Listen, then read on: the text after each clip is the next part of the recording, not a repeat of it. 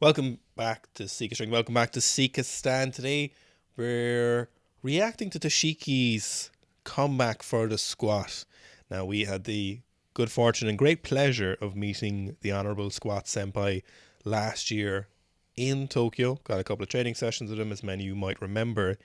And during that time, Toshiki was rehabbing real hard, or recovering, not even rehabbing, I should say, from a catastrophic leg injury. Now, if you didn't see those videos, essentially what happened was Toshiki broke his tibia from overuse. That's pretty much what happened. He had a lot of leg pain leading up to the Olympics. Obviously, he was squatting a lot, as you all remember and all saw. Went to the doctor with leg pain, got an x-ray. So they ran out after him and put him into a wheelchair because they were like, your bone is essentially like Swiss cheese and you might break at any moment. They're like, we don't know how you're walking, let alone either going to the Olympics, training for it, or having been at that stage. So obviously after the Olympics then they put in a metal strip and some pins, and there's a nice little x-ray. And when we met Toshiki last year, he was still in a lot of pain. Absolutely, yeah. I think the extent and the severity of the injury was probably unknown by most people who were just watching Toshiki train. Obviously, he had been hit with a couple of other injuries in the year prior, or in the years prior. Obviously, the forearm issue was causing him problems, but the extent of that leg break, to be honest, I haven't heard of injuries that severe, bar a handful of very severe kind of spinal injuries in the sport of weightlifting. We don't come across them all that often. It essentially sounded like he exploded his shin bone and just kept training through it, kept doing further damage, to the point where obviously he was put in a wheelchair. So when we were training with him, he wasn't really able to squat, or he wasn't back squatting at all really and pushing the weights. He was very much in a bodybuilding phase. He was prepping for another bodybuilding competition. I think he had done one previously, and he was then a week or two out from a bodybuilding competition when we were with him. So he was in absolutely insane shape. He was noticeably lighter than you'd seen him in any of the squatting videos or any of the weightlifting videos we'd all kind of remember and love of Toshiki, but he was absolutely shredded. And now he appears to be still shredded, probably not quite as shredded, but he's definitely getting back into a bit more strength training and putting on a bit more mass. So these videos are from a couple of weeks ago. So he started this comeback on, this is like 190, I think. So he puts in the later videos some of the actual sets and reps he's doing, or rather the weights he's doing, because we don't know what that darker, is it a 5 or a 10 kilo plate? Probably a 10 kilo plate. So I think the interesting thing in regards to what Dara was talking about there was last year when he was doing the bodybuilding show, it was an interesting way of changing his focus when he was injured. So obviously he had a catastrophic injury. He was a professional athlete and he had this massive amount of resources that he'd normally dedicated to the elite level of sport, and he had to redirect those in a different fashion, and something that would be all encompassing, and obviously something that he would enjoy, and it was obviously related, but something that he could do while he was injured. And obviously bodybuilding fit that ticket, and he very clearly went absolutely full hog into that. And I think that's probably a harder thing for a lot of us to deal with when we're injured, is hopefully you don't ever have to deal with an injury that severe. But if you do, redirecting your focus and being okay with that and finding new outlets, because there's nothing wrong with having that excess energy or that desire or ambition. What would you call it in sports psych? What would you call that want for success? A lot of it is just sheer determination. Like, Yeah. most of us are involved in sport because you want that higher level of self-efficacy, you want to be more confident, you want to be achieving things. Obviously, most of us are goal-driven massively, but part of being an athlete is you get really involved in the process. So you might be a powerlifter now and you want the goal of 200 kilo squat and a 250 kilo deadlift, but you get massively involved in the process, and just leaving go of that process is quite difficult. So obviously, as Owen was saying, in Toshiki's case, he was able to leave go of the weightlifting process and get into the bodybuilding process, which kind of fills that void or fills that gap. And then he gets to pour all of his attention in there without, hopefully, without risking re-injuring that leg. Now, an interesting thing we're seeing here is a kind of major hallmark of what appears to be the Toshiki style of squat training. So we saw him do quite a bit of volume at the heavier weights, and then he drops down to significantly lighter weights, so 140 kilos, and you see him setting the timer on the side of the squat rack. So he's timing how long the sets are taking, and he also, more importantly, times his rest in between. So you'll see him massive sets. I know in the case of 5x5 program he was talking to Owen about, it was 5x5 at basically the max weight he could do 5x5 at. And then every time he would drop down to, what did he say, 140 kilos? 170. 170 kilos for 3 sets of 10 with 1 minute of rest in between all 3 of those sets. So it's interesting to see him going back to that style of training now that he used so successfully in the past.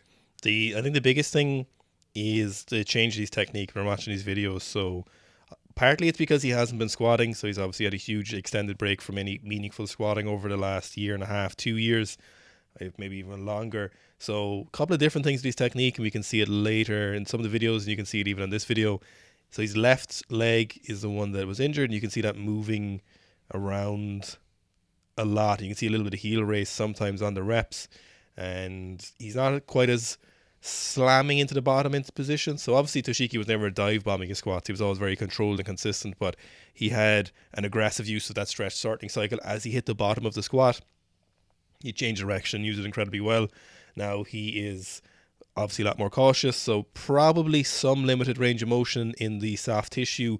So if it's just part of the bone, so the joint, the complex part of the ankle isn't compromised from what it looks like if you look at the x-rays and the nature of his injury. So he should still be able to dorsiflex, but obviously there is pressure on the bone in regards to those metal strips, and then he's probably reduced mobility from the soft tissue being compromised from inadequate or altered movement patterns, and those adhesions, whether they're physical or neurological, have built up. So he's both out of training for squat specific training, so he's in bad squat shape, and now he's also dealing with a different style of injury to come back from, or a different movement to rehab from. So I suspect, and I think we're kind of seeing it when we look at the later videos, that I think that squat form will come back into the old one. So he's squatting naked knees here, so he's no knee sleeves on, and a little bit later we'll see him with some knee sleeves, but I think it will come back to his OG squat form. He said he wants to squat 300 kilos again.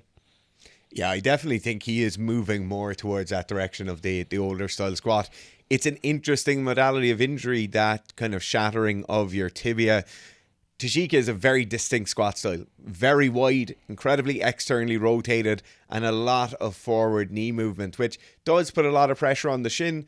Now, for most of us mere mortals, that's never going to accumulate into anywhere near a dangerous level of volume to be putting through that shin. So you imagine as the shin bone comes forward, or in this case the tibia comes forward, and more weight is put down on it, you just have more force going kind of laterally through the bone rather than vertically down through it.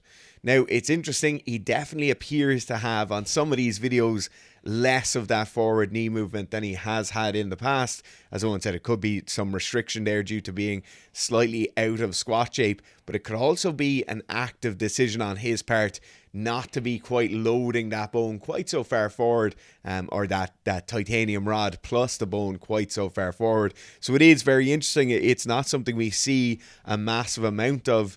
Usually breaks in the tibia aren't anything to do with squatting or squatting mechanics. Usually they'd be from massive amounts of overuse, from maybe running or impact. Landing mechanics sometimes comes into play, definitely for the kind of parkour and free running athletes. We also see a lot of tibia injuries in field sports from impacts. So maybe if you're wearing cleats or soccer boots or whatever it is, your foot gets caught in the ground, and then a shoulder or a knee or a body part of somebody else collides with that shin bone and it breaks it. In this case, though, it seems to be just repetitively breaking down the bone from that bone being in a slightly more laterally loaded position. I think as well, it's no coincidence that he's quite bow-legged in the lower limbs, so you can see that slightly bowed position. You can actually see it in his calves in the x-rays that he is bow-legged there, and I would imagine, obviously it's a very hard case study because it's N of 1 for him, because how many people are you going to find to repeatedly squat super heavy weights who are bow-legged, but it probably added to that, the torque that was going on in those positions. So this is the most recent video he put up. I think this was just put up yesterday or today when we're recording this. And it already looks better. So the weight is getting heavier. So this is 210s. He's looking more confident. There's slightly less hinging.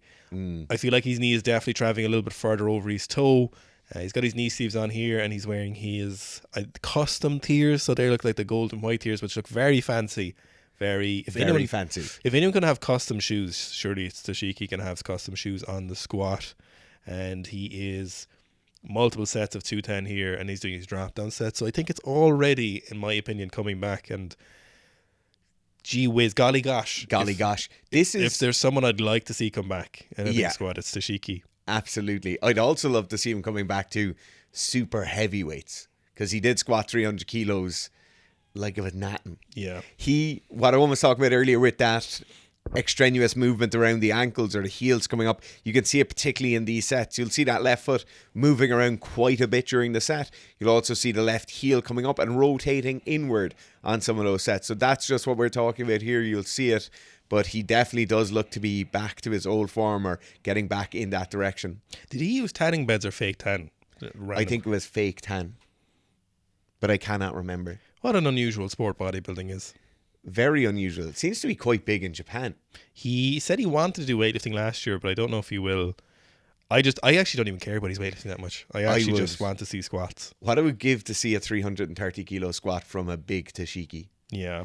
He was talking about his food intake all the time, taking in food at very, very defined time intervals. He was drinking a tea mix that he's tended to always be drinking every time we saw it, a big kind of bottle of it. Mm-hmm. But he was saying when he was training for the squat, he was just eating loads of food all the time, no matter what, just trying to get it in as much as possible. So it is interesting. He was trying to accrue as much mass as possible when he was squatting quite heavy. Man, you could eat a lot of food in Japan. That's the one thing I miss. Oh, it's amazing. Japan is definitely, without a doubt, any country I've ever been to has my favourite food, cuisine.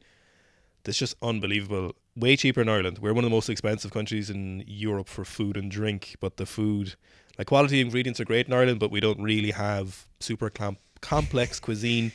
But the Japanese food is right up my alley. But when we saw him last year, he was literally eating chicken and rice, and he brought around this little shaker of Himalayan pink salts, and like all he was eating. He wasn't even eating vegetables, because this was that the week or two before comp, so he didn't even want the extra fiber. Absolutely, yeah. So he's doing the drop down sets here at 175, and he's got a timer on that squat rack, and he's just like binging it and super diligent. Yeah, it's interesting. We didn't see it. So when he's training in the other gym in Black Ships, where we did our sessions, we didn't see a timer, but I can almost guarantee he had a stopwatch on his phone or a watch on or something. Well, that was for bodybuilding. Yeah. He would definitely have been timing those as well. So this is his home gym, or he's like studio gym, not his home gym. It's his PT studio where he does weightlifting. I think if you go to Japan, you can actually book a PT with him and do a weightlifting session, which would be probably pretty fun. Absolutely. And the language barrier for stuff like weightlifting actually doesn't really matter that much. You just need to know what to do, as in what next movement. Mm-hmm. Weights are very easy to coordinate, and movement is very easily demonstrated via demonstration or physical touch or adjustment. So it's not, it would be interesting if you were there. It'd be quite a novel experience. Yeah, I would definitely recommend it. Even going to the gyms and training there would be highly recommended. I think really you can really see that squat form coming back here on these. This is the most recent one. It is great to see. Be very interesting to see where this is by like the end of the summer or something like that. What I want to see is where this is with another 10 kilos of body weight. Because you can't have striation in your hamstring showing during your squats. He probably can. This makes me want to squat a lot again. Does it? Yeah.